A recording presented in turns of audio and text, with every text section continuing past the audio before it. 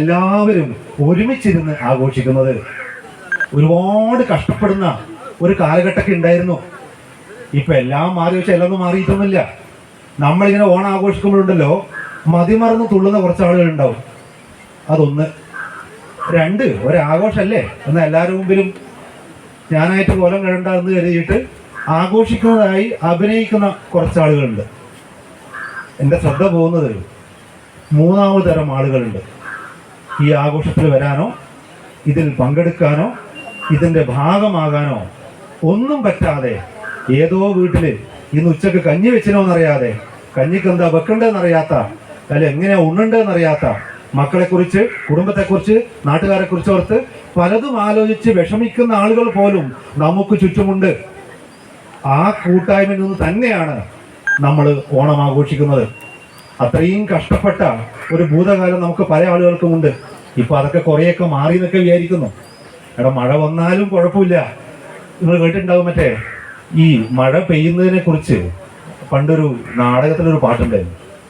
എടാ, നമ്മളെ കടലിലെ വെള്ളം ഇങ്ങനെ നീരാവിയായി മുകളിലേക്ക് പോയി, അത് മഴയായി ഇങ്ങോട്ട് പെയ്ത് കുറച്ച് കഴിയുമ്പോൾ അത് അല്ലേ, കടലിൽ നിന്നൊരു കുമ്പിൾ വെള്ളവുമായി കരിമൂകിൽ മാനത്തു വന്നു, മിഴിനട്ടു നിന്നൊരാ പാടത്തിൻ മാറിൽ അഴകുറ്റ സ്വപ്നങ്ങൾ പൂത്തു, ഒരു കൊടും കാട്ടിൻ്റെ കൈകളിൽ തട്ടി കരിമുകിലെങ്ങോ പറന്നു, അവളുടെ വാർമുടി കെട്ടിൽ നിന്നൂർന്നു മഴവില്ലിൻ തേന്മലർവാനിൽ. മാനം കറക്കുമ്പോ, മഴവില്ലുണ്ടാവുമ്പോ, പെയ്യാൻ പോകുന്ന മഴ പെയ്യാതെ പോയപ്പോൾ ഉണ്ടായ വർണ്ണവിസ്മയമാണ് മഴവില്ല്. നമ്മൾ ഓർമ്മിക്കണം. അത്രയും കഷ്ടപ്പെട്ട ഒരു കാറ്റടിക്കുമ്പം പോലും ആ കാറ്റിന് വേണ്ടി കൊതിച്ചിരുന്ന കൂലിപ്പണിയെടുക്കുന്ന കുറെ ആളുകൾ ഇവിടെയുണ്ട്.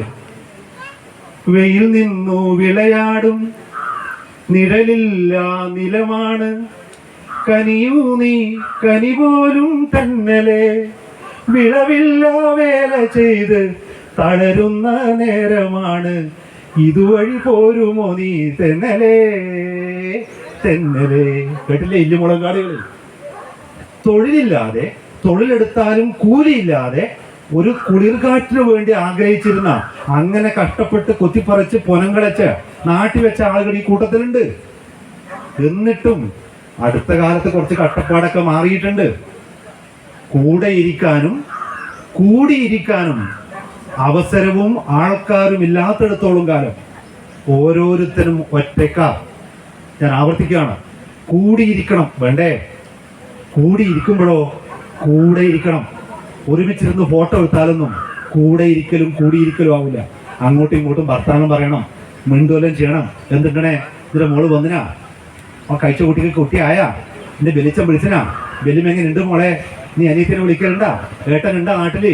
ഇങ്ങനെ അങ്ങോട്ടും ഇങ്ങോട്ടും ചോദിക്കാതെ, ഊഷ്മളങ്ങളായ ബന്ധങ്ങളില്ലാതെ ഈ കാണുന്ന മൈക്കും കെട്ടി സദ്യയുണ്ട് ചോറുണ്ട് പോയി കഴിഞ്ഞാൽ ഫോട്ടോക്കപ്പുറത്ത് മറ്റൊന്നും ഓർമ്മിക്കാനുണ്ടാവില്ല. ഈ ഓണത്തിനും മറ്റുള്ളവർ കാണിക്കാനാണ് ആഘോഷം അല്ല. ഞാൻ പറഞ്ഞു വരുന്നത്, എന്തെങ്കിലൊക്കെ അങ്ങോട്ടും ഇങ്ങോട്ടും പുന്നാരം പറയണം.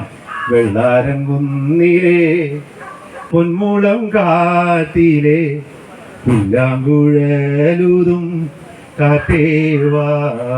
അത്ര വഴിയില്ല കേട്ടോ. കൈരണിപ്പാടത്ത് വെയിൽമൂത്ത നേരത്ത് കുളിരും കൊണ്ടോടിവാ കാറ്റേവാ, തെരുതരെ കിന്നാരം. എടാ, അങ്ങോട്ടും ഇങ്ങോട്ടും കിന്നാരം പറയണം. വയലങ്ങോട്ട് വിടർന്ന് പൂത്ത് തളിർത്ത് തളിച്ചു നിൽക്കും. നടുക്ക് വരമ്പുണ്ടാവും.